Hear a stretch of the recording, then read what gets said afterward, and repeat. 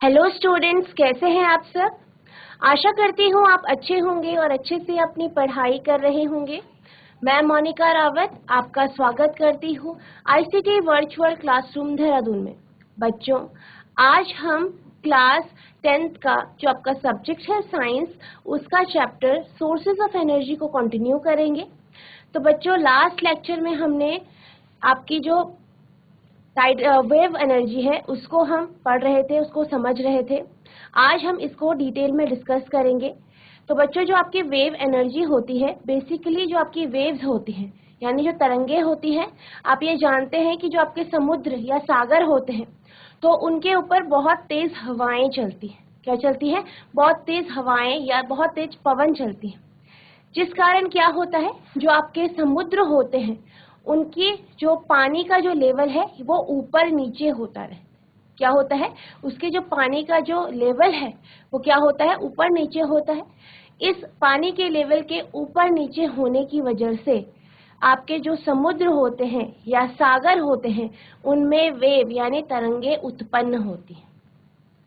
Basically जैसे कि आप जानते हैं कि जो आपकी वेव्स हैं या पानी की जो तरंगे हैं या जो सागर या समुद्र में जो तरंगे उत्पन्न हो रही हैं वो काइनेटिक एनर्जी यानी गतिज ऊर्जा उत्पन्न करते हैं। या फिर आप ये कह सकते हैं कि ये जो तरंगे हैं जो कि आपके सागर या समुद्र में उत्पन्न हो रही हैं, ये काइनेटिक एनर्जी के कारण होती है। तो आप ये जानते हैं कि गतिज ऊर्जा जो होती है वो स्पीड की वजह से होती है, मूवमेंट की वजह से यानी गति की वजह से होती है। तो जैसे कि ये जो वेव्स हैं वो मूव कर रही हैं और इसके कारण क्या हो रहा है, जो आपकी लहरें हैं वो ऊपर नीचे हो रही है, मूवमेंट हो रहा है, उस कारण उसमें क्या है? काइनेटिक एनर्जी है। तो इस जो ये काइनेटिक एनर्जी है इसका यूज हम क्या कर सकते हैं, जो इसके वेव्स की काइनेटिक एनर्जी है इसका यूज हम टरबाइन जो होते हैं उनको मूव करने में कर सकते हैं, जिससे हमारी इलेक्ट्रिसिटी या बिजली का उत्पादन हो सकता है। बेसिकली जो आपके वेव एनर्जी होती है इसको कुछ जगहों में एक चैम्बर बना के या कुछ पाइप के माध्यम से कुछ इस तरीके से क्या किया जाता है, जो सी का पानी होता है या सागर या समुद्र का पानी होता है जिसमें वेव्स उत्पन्न हो रही हैं, तरंगे उत्पन्न हो रही हैं, उसे उसके अंदर डाला जाता है। तो इससे क्या होता है, जो इन तरंगों के ऊपर जो एयर होती है यानी हवा होती है उस पर ये प्रेशर करता है, प्रेशर लगाता है। इस प्रेशर के कारण जो आपकी टरबाइन इस पाइप या फिर इस जो आपका ये पाइप है, कॉलम है, इससे कनेक्टेड है, वो मूव करता है, गति करता है, जिसको जनरेटर से जोड़ा जाता है और बिजली का उत्पादन किया जाता है। तो बेसिकली जो आपकी वेव एनर्जी होती है इसमें सागर समुद्र में उत्पन्न होने वाली जो तरंगे हैं, लहरें हैं, उनके माध्यम से ऊर्जा का या विद्युत ऊर्जा का उत्पादन किया जाता है। आई होप आपको ये समझ में आया होगा।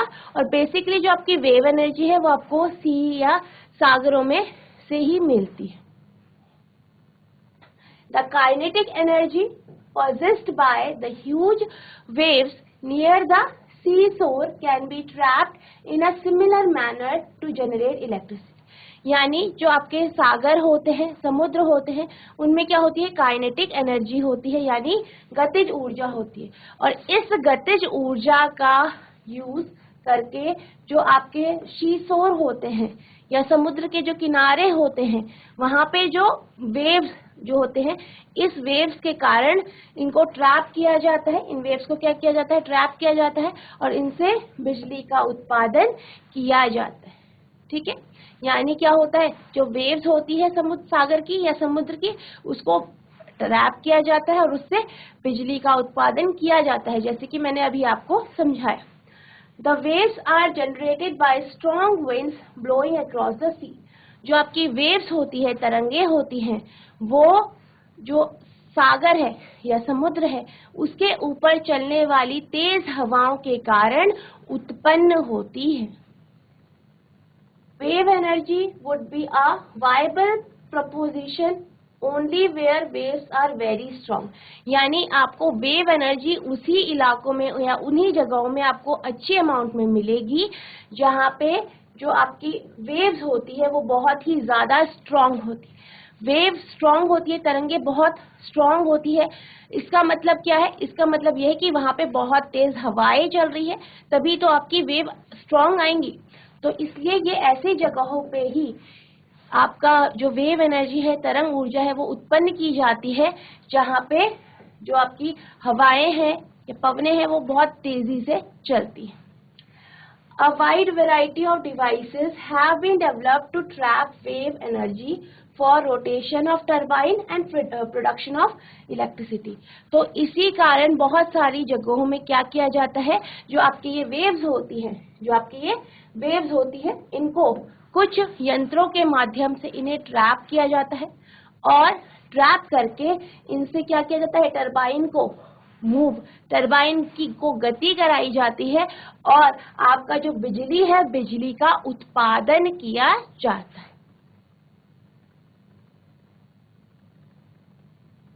तो ये आपका वेव एनर्जी थी, यानी तरंग ऊर्जा। ये भी आपकी सी या ओशन से रिलेटेड थी।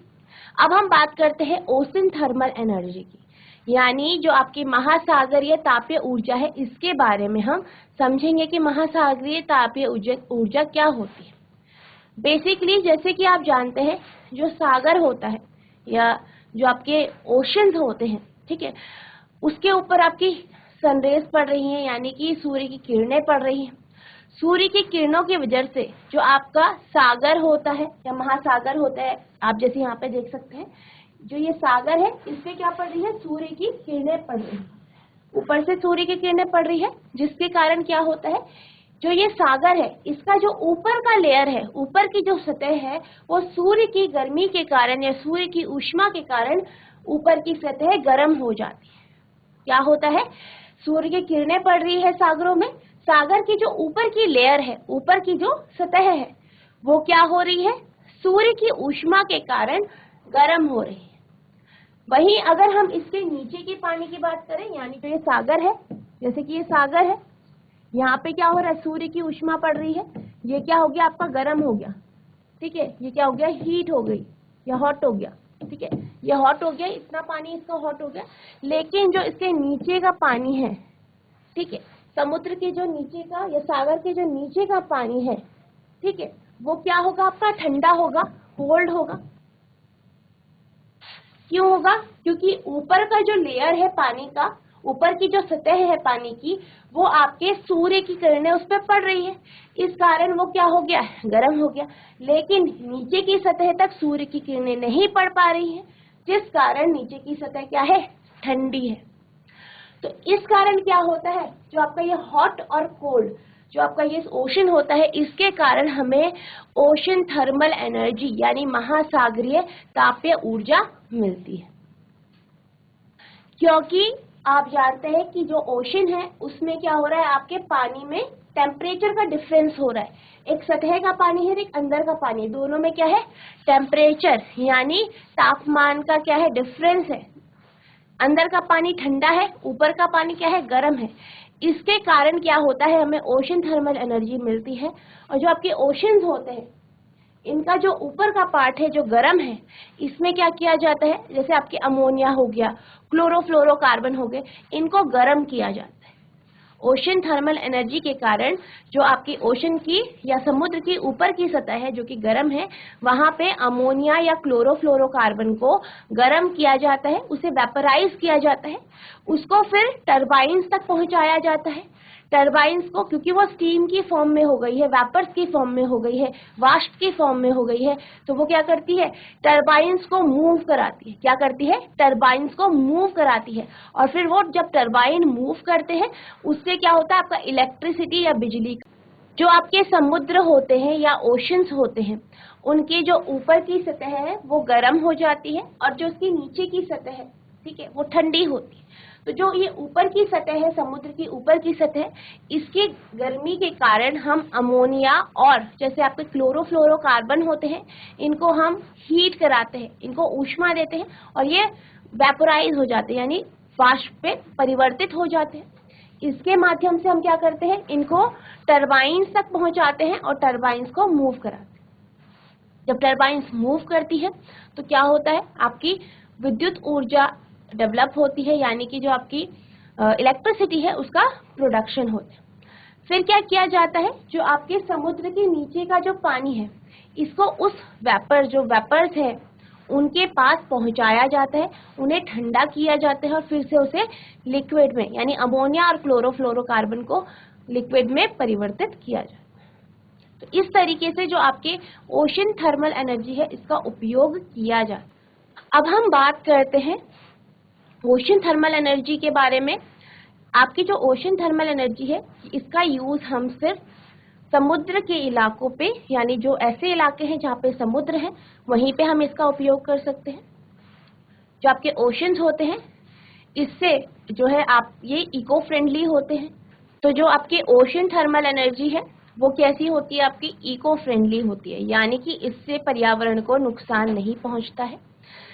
जो आपकी ओशन थर्मल एनर्जी है ये आपको सिर्फ ऐसे इलाकों में ही मिलती है जहाँ पे ओशंस यानी समुद्र होते हैं, वहीं पे इसका यूज किया जाता है, वहीं से इसे जनरेट किया जाता है। तो अब हम इसके बारे में पढ़ते हैं कि आखिर ओशन थर्मल एनर्जी होती है। The water at the surface of the sea और ocean is heated by the sun while the water in deeper sections are relatively cold. समुद्रों अथवा महासागरों के पृष्ठ का जल सूर्य द्वारा तप्त होता है, जबकि इसके गहराई वाला भाग का जल अपेक्षाकृत ठंडा होता है।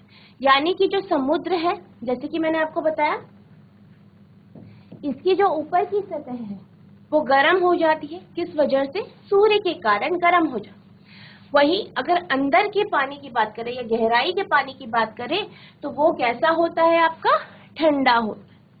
This difference in temperature is exploited to obtain energy in ocean thermal energy conversion plant.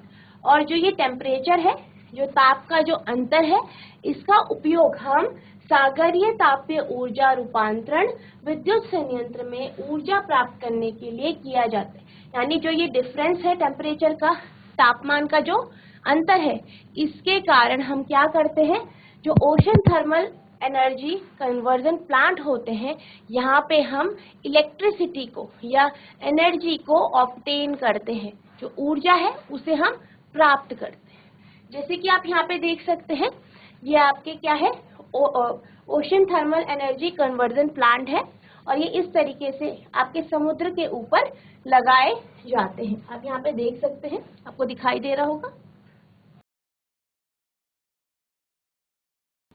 These plants can operate if temperature differences between the water at the surface and water at depth is up to 2 kilometers 20 Kelvin यानी 20 degree Celsius और मोर। यानी जो आपके ये विद्युत संयंत्र है, ये जो प्लांट्स हैं, वो क्या कर सकते हैं, वो सिर्फ ऐसे टेम्परेचर, ऐसे तापमान के अंतर में काम कर सकते हैं जिसमें जो डिफरेंस है, टेम्परेचर का जो डिफरेंस है वो 20 केल्विन या 20 डिग्री सेल्सियस हो या इससे ज्यादा होता है। कितने डेप्थ में? 2 किलोमीटर की डेप्थ में, 2 किलोमीटर की गहराई। यानी विद्युत संयंत्र केवल तभी प्रचलित होते हैं जब महासागर के पृष्ठ पर जल का ताप तथा 2 किलोमीटर तक की गहराई का जल के ताप में 20 डिग्री सेल्सियस का अंतर होता है। The warm surface water is used to boil volatile liquid like ammonia. जो आपका ये गर्म सतह है पानी की, इसका उपयोग हम अमोनिया जैसे वाष्पशील जो आपके द्रव्य होते हैं, ठीक है, जो लिक्विड होते हैं, उनको बॉईल करने में करते हैं। पृष्ठ के तप्त जल का उपयोग अमोनिया जैसे वाष्पशील द्रव्यों को उबालने में किया जाता है। The vapors of the liquid are then used to run the turbine of the generator. इस प्रकार बने द्रवों के वाष्प से फिर जनित्र के टरबाइन को घुमाया जाता है। जैसे मैंने आपको बताया, अमोनिया को क्या किया जाता है, जो सरफेस में गर्म पानी है उससे उसे हीट किया जाता है, उसको वाष्प में परिवर्तित किया जाता है और जो आपके टरबाइन्स होते हैं क्या होते हैं, आपके जो टरबाइन्स होते हैं उनको मूव कराया जाता है, उनको गति कराई जाती है, जिससे क्या होता है, आपका जो है जनरेटर जो होते हैं वो क्या करता है, आपकी जो मैकेनिकल एनर्जी है टरबाइन में, जो मैकेनिकल एनर्जी प्रोड्यूस हो रही है, मैकेनिकल एनर्जी आपकी मोशन यानी गति के कारण उत्पन्न होती है, क्योंकि जो आपके वेपर्स है, जो कि आपके अमोनिया के वाष्प है, वो क्या कर रहे हैं, टरबाइन्स को मूव करा रहे हैं, उसे गति करा रहे हैं। इसमें क्या हो रहा है, वो आपके मैकेनिकल एनर्जी जो है के कारण टरबाइन मूव कर रहे हैं, ये उस टरबाइन को फिर जनरेटर से कनेक्ट किया जाता है और वो इलेक्ट्रिसिटी या इलेक्ट्रिकल एनर्जी में फिर जो है कन्वर्ट किया जाता है आपके मैकेनिकल यानी यांत्रिक ऊर्जा। The cold water from the depth of the ocean is pumped up and condenses vapours again to liquid. और जो ये ठंडा पानी है इसको क्या किया जाता है, जो आपके वाष्प है उन तक पहुंचाया जाता है। ये ठंडे पानी क्या करते हैं, उन वाष्प को या वो जो वेपर्स है अमोनिया के, क्लोरोफ्लोरोकार्बन के, जो आपके जो वेपर्स है उनको लिक्विड यानी उनको ठंडा कर देता है, उसको लिक्विड यानी तरल में परिवर्तित कर देता है। महासागर की गहराइयों से ठंडे जल को पंपों से खींचकर वाष्प को ठंडा करके फिर से द्रव में संघनित किया जाता है। तो ये आपका था ओशन थर्मल एनर्जी। अब हम बात करते हैं जियोथर्मल एनर्जी। जियोथर्मल यानी भूतापीय ऊर्जा। भूतापीय मीन्स, जियो मीन्स भू, भू यानी धरती पृथ्वी, तापीय यानी थर्मल यानी जिसे आप गर्मी कहते हैं, यानी ये जो आपकी एनर्जी है ये आपको पृथ्वी यानी धरती या भू के अंदर से मिलती है, धरती के अंदर से मिलती है। तो बेसिकली होता क्या है, जो आपके मोल्टन रॉक्स होते हैं, ठीक है, यानी जो आपके पृथ्वी के अंदर मोल्टन रॉक्स होते हैं वो गर्म होते हैं। कई उन पॉइंट्स को जहाँ पे ये पृथ्वी की सतह के थोड़ा पास, मतलब यानी सतह से थोड़ा नीचे ये आ जाते हैं, तो ऐसे पॉइंट्स को हम हॉट स्पॉट्स कहते हैं। तो इन स्पॉट्स में जब कई बार क्या होता है, आपका पानी इधर से गुजरता है, तो जो आपको पानी जो इधर से गुजरता है वो पानी गर्म हो जाता है इन हॉट स्पॉट्स के कारण, और आपको जो पानी मिलता है वो आपको गर्म पानी मिलता है। तो ये जो आपका गर्म पानी जो आपको मिलता है या आपको स्टीम मिलती है, इससे क्या किया जाता है, इसका यूज करके, इसका उपयोग करके टरबाइन्स को मूव कराया जाता है और आपकी बिजली का उत्पादन किया जाता है। बेसिकली ऐसा किया जाता है कि जो आपके पास ये जो पानी या जो आपके पास इस तरीके का पानी आ रहा है वो स्टीम की फॉर्म में कन्वर्ट हो जाता है, यानी वो स्टीम में, भाप में परिवर्तित हो जाता है। इस भाप से क्या किया जाता है, जो आपके टरबाइन्स को जोड़ा जाता है, टरबाइन्स के द्वारा से कनेक्ट किया जाता है, टरबाइन्स को इसके कारण इस भाप के कारण मूव करते हैं, गति करते हैं, और फिर जनरेटर से कनेक्ट होके ये आपको विद्युत ऊर्जा देते हैं या विद्युत ऊर्जा हमें इससे प्राप्त होती है। Due to geological changes, molten rocks formed in the deeper hot region of earth crust are pushed upwards and trapped in certain region called hotspot। यानी कुछ भौमिकीय परिवर्तनों के कारण क्या होता है, जो आपके molten rocks होते हैं यानी भूपर्टी में जो गहराई में जो आपके तप्त क्षेत्र होते हैं, इसमें जो आपके molten rocks होते हैं यानी पिघली चट्टानें जो होती हैं वो ऊपर आ जाती है, ऊपर धकेल दी जाती है। तो इससे क्या होता है, ये क्रस्ट के काफी पास आ जाती है, वहां पे ट्रैप हो जाती है, वहां पे एकत्रित हो जाती है, और ऐसी जगहों को हम क्या कहते हैं, हॉट स्पॉट यानी तप्त स्थल कहते हैं। यानी जो मोल्टन रॉक्स है वो क्या हुए, वो कुछ चेंजेस के कारण ऊपर आ गए, आपके जो पृथ्वी की सतह है उसके थोड़ा नीचे वो ट्रैप हो गए, वहां पे एकत्र हो गए, जिसको हम क्या कहते हैं, हॉटस्पॉट या फिर तप्त स्थल कहते हैं।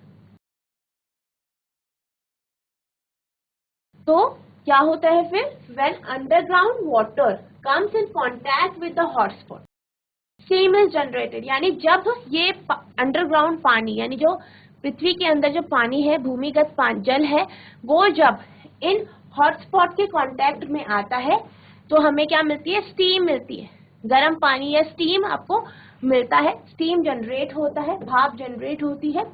और जो ये भाप है, sometime hot water from that region find outlet at the surface. और कई बार क्या होता है, जो ये गर्म पानी है इसको एक ऐसी जगह मिल जाती है जहाँ से ये बाहर पृथ्वी के या धरती जो आपकी जगह है या पृथ्वी है, ग्राउंड है, उससे बाहर निकल जाता है। Such outlets are known as hot springs.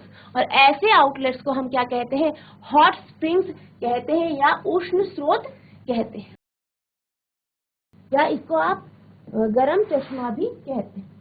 जब भूमिगत जल इन तप्त स्थलों के संपर्क में आते हैं तो भाप उत्पन्न होती है। कभी कभी इस तप्त जल को पृथ्वी के पृष्ठ से बाहर निकलने के लिए एक निकास मार्ग मिल जाता है। इन निकास मार्गों को गर्म चश्मा या उष्ण स्रोत कहते हैं। The steam trapped in rocks is routed through a pipe to a turbine and used to generate electricity. तो क्या किया जाता है, जो आपकी ये स्टीम होती है, इस भाप को एकत्र किया जाता है, इकट्ठा किया जाता है और इसको पाइप के माध्यम से टरबाइन तक पहुंचाया जाता है, जिससे आपकी विद्युत ऊर्जा यानी जो इलेक्ट्रिसिटी है उसको जनरेट किया जाता है, उसको उत्पन्न किया जाता है। कभी कभी यह भाप चट्टानों के बीच से फंस जाती है, यहाँ इसका दाब अत्यधिक हो जाता है। तप्त स्थलों तक पाइप डालकर इस भाप को बाहर निकाला जाता है या बाहर निकाल लिया जाता है। उच्च दाब पर निकली यह भाप विद्युत जनित्र की टरबाइन को घुमाती है, जिससे क्या होता है, विद्युत उत्पादन होता है। अब अगर हम इसके कॉस्ट ऑफ प्रोडक्शन की बात करें, यानी इसके उत्पादन की बात करें, तो इसका जो कॉस्ट ऑफ प्रोडक्शन है वो बहुत ज़्यादा नहीं होता, यानी ये बहुत ज़्यादा महंगा नहीं होता और इसको हम कमर्शियली यूज़ कर सकते हैं। तो अगर हम बात करें जियोथर्मल एनर्जी की, जो आपकी भूतापीय ऊर्जा है, इसकी अगर हम बात करें तो इसके बहुत सारे जो पावर प्लांट है वो आपको न्यूजीलैंड और यूनाइटेड स्टेट्स ऑफ अमेरिका में आपको देखने के लिए मिलते हैं। The cost of production would not be much, but there are a few commercially viable sites where such energy can be exploited. इसके द्वारा विद्युत उत्पादन की लागत अधिक नहीं है, परंतु ऐसे बहुत से कम क्षेत्र हैं जहां व्यापारिक दृष्टिकोण से इस ऊर्जा का दोहन करना व्यवहारिक है। यानी ये बहुत महंगा तो नहीं होता, लेकिन आपको ये हर जगह नहीं मिलेगा। आपको कुछ ही जगहों में आप जो है जियोथर्मल एनर्जी का उत्पादन कर सकते हैं, इससे आप बिजली का बना सकते हैं। There are number of power plants based on geothermal energy operational in New Zealand and United States. There are a number of power plants based on geothermal energy operational in New Zealand and United States of America. New Zealand तथा संयुक्त राज्य America में भूतापीय ऊर्जा पर आधारित कई विद्युत शक्ति संयंत्र कार्य कर रहे हैं। तो बेसिकली जो आपकी थर्मल एनर्जी होती है, जो आपकी तापीय ऊर्जा होती है, इसके माध्यम से क्या होता है, आपके टरबाइन्स मूव कराए जाते हैं, जिससे आपकी इलेक्ट्रिसिटी यानी जो आपकी विद्युत ऊर्जा होती है, जो आपकी बिजली होती है, उसका उत्पादन किया जाता है। मोस्टली इसका यूज आपके बिजली के उत्पादन में किया जाता है। इसके बारे में ही हम जो ये हमने अभी टॉपिक्स पढ़े हैं इसमें हम समझ रहे हैं, यानी जो आपके जियोथर्मल है, ओशन थर्मल एनर्जी है, वेव एनर्जी है, इसमें हम मोस्टली जो है आपकी जो इलेक्ट्रिसिटी है, विद्युत उत्पादन है, इसके बारे में ही हम समझ रहे हैं। आई होप आपको इतना समझ में आया होगा। अब हम बात करते हैं न्यूक्लियर एनर्जी। तो जैसे कि आपने पढ़ा होगा कि जो आपकी बिजली है या विद्युत ऊर्जा है, इसका जो उत्पादन किया जाता है, इसमें एक बहुत कम मात्रा में जो है इंडिया में नाभिकीय ऊर्जा के द्वारा आपकी बिजली का उत्पादन होता है।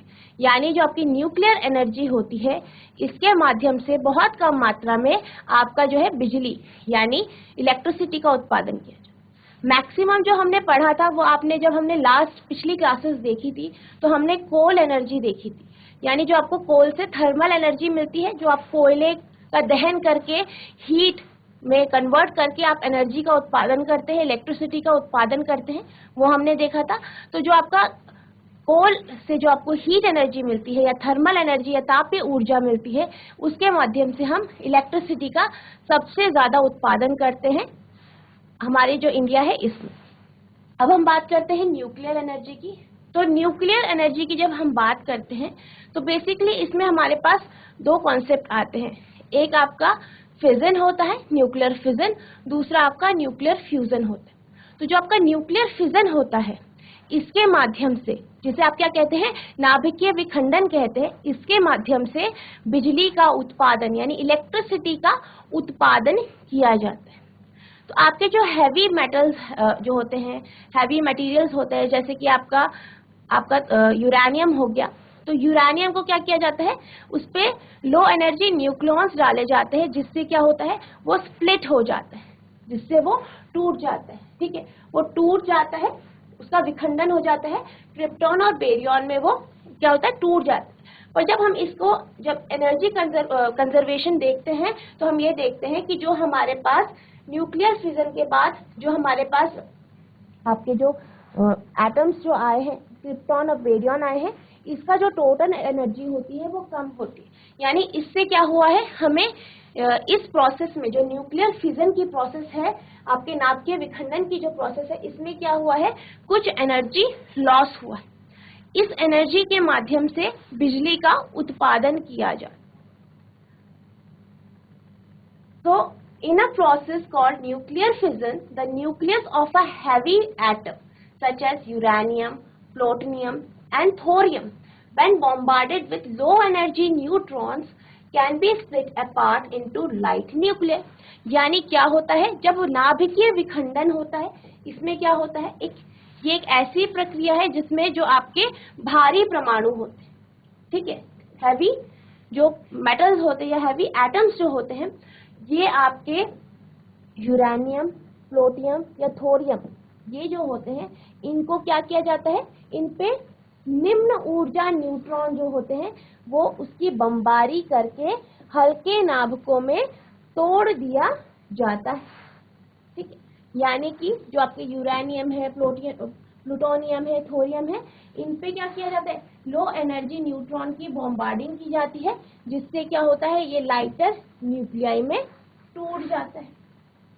When this is done, a tremendous amount of energy is released if the mass of the original nucleus is just a little more than sum of the masses of the individual products। यानी क्या होता है, basically जो जब इसका विखंडन होता है, जो आपके एटम है, ठीक है, इसका जब विखंडन होता है, ये जब टूटता है, तो आपके पास क्या मिलता है, आपको, आप ये देखते हैं कि जो आपको इसमें रिजल्टेंट न्यूक्लियस मिले हैं या जो आपको एटम्स मिले हैं, उनकी जो एनर्जी है वो कम है, किसके कंपैरिजन में, जो आपका ओरिजिनल एटम है उसके कंपैरिजन में। जब ऐसा किया जाता है तो विशाल मात्रा में ऊर्जा मुक्त होती है। यह तब होता है जब मूल नाभिक का द्रव्यमान व्यक्तिगत उत्पादनों के द्रव्यमानों के योग से कुछ ही अधिक होता है। यानी जब क्या होता है कि जो मासेस हैं, जो आपके पास मिला है, आपको विखंडन होकर जो एटम्स मिले हैं, उनका जो मास है, उसका जो द्रव्यमान है, उसका जो सम है वो कम होता है आपके ओरिजिनल न्यूक्लियस से। तो क्या होता है, हमें ये पता चलता है कि एक बहुत ज्यादा अमाउंट ऑफ एनर्जी, यानी बहुत सारी एनर्जी इस प्रोसेस में रिलीज हुई है।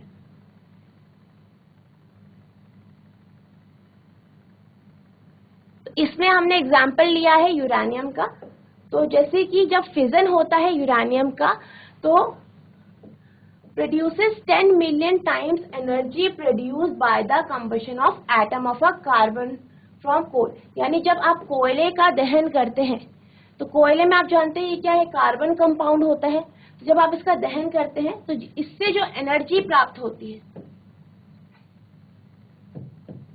इससे जो ऊर्जा प्राप्त होती है, वो जो ऊर्जा होती है, अगर हम इस ऊर्जा से, यानी वो ऊर्जा जो हमें कोयले के दहन से प्राप्त होती है, अगर इससे हम यूरेनियम को का जब विखंडन करते हैं, उसके एटम का जब फिजन करते हैं, तो जो हमें एनर्जी प्राप्त होती है, जो हमें क्या प्राप्त होती है, एनर्जी प्राप्त होती है, वो आपकी 10 मिलियन टाइम्स ज़्यादा एनर्जी होती है आपके कोल से। उदाहरण के लिए यूरेनियम के एक परमाणु के विखंडन में जो ऊर्जा मुक्त होती है, वह कोयले के किसी कार्बन परमाणु में दहन से उत्पन्न ऊर्जा की तुलना में 1 करोड़ गुनी अधिक होती है।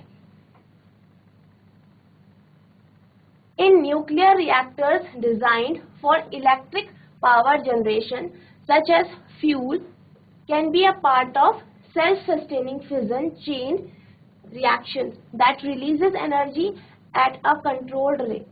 The released energy can be used to produce steam and further generate energy. यानी जो आपके न्यूक्लियर रिएक्टर होते हैं, उसमें जो फिजन की प्रोसेस होती है, विखंडन की जो प्रोसेस होती है, वो एक चेन प्रोसेस होती है। कैसे होती है? चेन प्रोसेस होती है, और वो सेल्फ सस्टेनिंग फिजन होता है, यानी वो अपने आप ही एक चेन फॉर्म में बार बार आपका हो रहा है। जो इस प्रोसेस में एनर्जी रिलीज होती है, जो ऊर्जा रिलीज होती है, इससे क्या होता है, स्टीम यानी भाप बनाई जाती है। इससे भाप बनाई जाती है, जिससे इलेक्ट्रिसिटी को और ज्यादा जो है इलेक्ट्रिसिटी जनरेट की जाती है, यानी बिजली का उत्पादन किया जाता है। विद्युत उत्पादन के लिए डिजाइन किए जाने वाले नाभिकीय संयंत्रों में इस प्रकार के नाभिकीय ईंधन स्वपोषी विखंडन श्रृंखला अभिक्रिया का एक भाग होता है, जिनमें नियंत्रित दर पर ऊर्जा मुक्त होती है। इस मुक्त ऊर्जा का उपयोग भाप बनाकर विद्युत उत्पादन करने के लिए किया जा सकता है।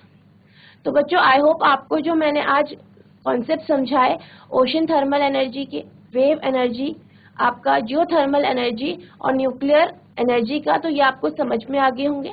इन सब जितने भी हमने ये एनर्जीज पढ़ी हैं, इनमें हम बेसिकली इलेक्ट्रिसिटी का प्रोडक्शन यानी बिजली के उत्पादन के बारे में बात कर रहे हैं कि कितने अलग अलग माध्यम है जिसके जरिए इलेक्ट्रिसिटी यानी बिजली का उत्पादन होता है। आई होप आपको ये कॉन्सेप्ट समझ में आ गए होंगे। तो बच्चों, आज के लिए बस इतना ही। मिलते हैं हम नेक्स्ट सेशन में। तब तक के लिए thank you and have a nice day.